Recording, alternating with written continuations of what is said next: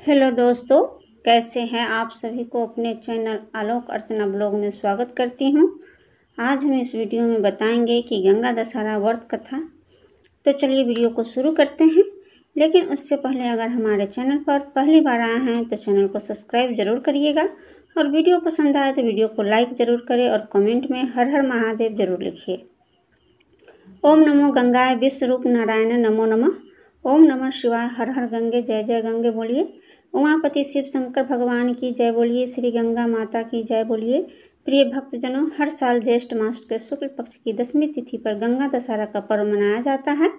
गंगा दशहरा के दिन माता गंगा की पूजा करते हैं और स्नान दान करते हैं।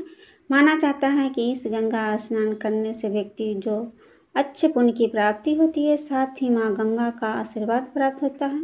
इस दिन सूर्य को अर्घ देने से व्यक्ति को आरोग्य की प्राप्ति होती है और गंगा स्नान करने से सभी तरह के पाप, रोग, दोष और विपत्तियों से मुक्ति मिल जाती है और मोक्ष की प्राप्ति होती है। आप सभी को गंगा दशहरा पर्व की हार्दिक शुभकामनाएं।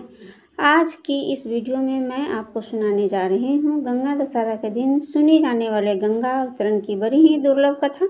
प्रिय भक्तजनों, बड़े ही प्रसन्नित मन से अब आप सुनिए गंगा दशहरा की यह पुरानी कथा सुनने से पहले जो भी भक्तजन भोलेनाथ के सच्चे हृदय से मानते हैं तो आप कमेंट में ओम नमः शिवाय हर गंगे अवश्य लिखिएगा। मैं भगवान भोलेनाथ माता गंगा से प्रार्थना करती हूँ कि जो भी मनुष्य इस कथा को सुन रहा है उसके घर में सुख समृद्धि बनाए रखना, उसके सभी पापों को नष्ट कर देना। जय हो गंगे माता की जय हो। भोलेनाथ जी की सूर्यवंश में बहु नाम के एक राजा हुए थे। वे बड़े ही धर्मपरायण राजा थे। वे अपनी प्रजा का पालन पुत्रों के समान करते थे। पापियों और द्रोहियों को उचित दंड देते थे, जिससे समस्त प्रजा निर्भर होकर धर्म पूर्वक रहते थे। उनके राज में अन्न धन की कभी कमी नहीं थी, जिससे समस्त प्रजाजन वहां सुख पूर्वक निवास करती थी। एक समय राजा बाहु के मन में अहंकार उत्पन्न हो गया। वे सोचने लगे कि पूरी पृथ्वी पर मेरे जैसा कोई राजा नहीं है। मेरे राज में हर और सुख शांति है। मैं अपने सभी शत्रुओं को जीत लिया है। मुझे समस्त वेद और शास्त्र का ज्ञान है। इस संसार में मुझसे बढ़कर दूसरा कौन है। अब मनुष्य स्वयं को अपने अच्छा मानने लगता है तो उसे दूसरों में दोष दिखाई देने लगता है। जो दूसरों में दोष देखने की उनकी वाणी भी दूसरे के प्रति कठोर हो जाती है। जिसका मन सदा दूसरों में द्वेष रखने लगा रहता है और जो सदा कठोर भाषण किए रहता है, उसके प्रियजन, पुत्र तथा भाई बंधु भी शत्रु बन जाते हैं। इसलिए जो मनुष्य संतान, मित्र, ग्रह, धन धान आदि सबकी हानि देखता है उसे इस काम को करना चाहिए। इस प्रकार अहंकार के बढ़ जाने के कारण राजा बाहु अत्यधिक उग्ध हो गए और परिणाम स्वरूप उनके सारे शत्रु बन गए और ताल जंगकुल की क्षत्रियों में उनकी प्रजा शत्रुता हो गई और उनके साथ राजा बाहु की घोर युद्ध भी छिड़ गया। युद्ध में राजा बाहु परास्त हुए और दुखी होकर अपनी दोनों पत्नियों के साथ वन में चले गए और वहीं समय व्यतीत करने लगे। दुख के संताप से राजा बाहु का शरीर जर्जर हो गया और कुछ समय के बाद वन में ही उन्होंने प्राण त्याग दिए। उस समय उनकी छोटी पत्नी गर्भवती थी। साथ ही चिंता में जलने का निश्चय कर लिया। उस स्थान से कुछ ही दूरी पर और मुनि का आश्रम था और मुनि परम तेजस्वी पुरुष थे। उन्होंने तीनों कालों का ज्ञान था।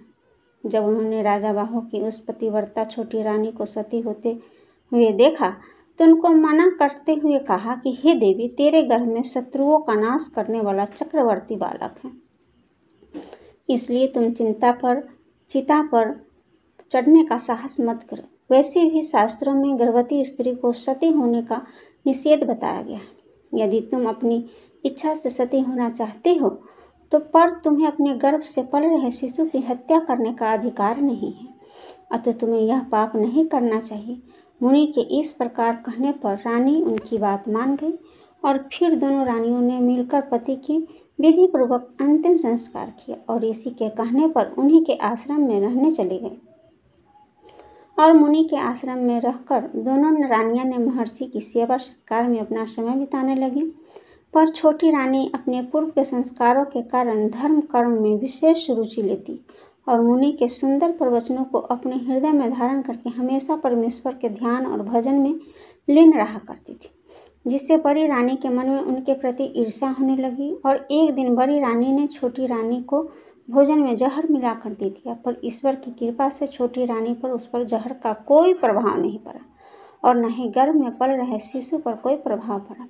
समय आने पर छोटी रानी ने एक पुत्र को जन्म दिया और मुनि को विष के कारण समय उत्पन्न होते हुए उस बालक का नाम सागर रख दिया।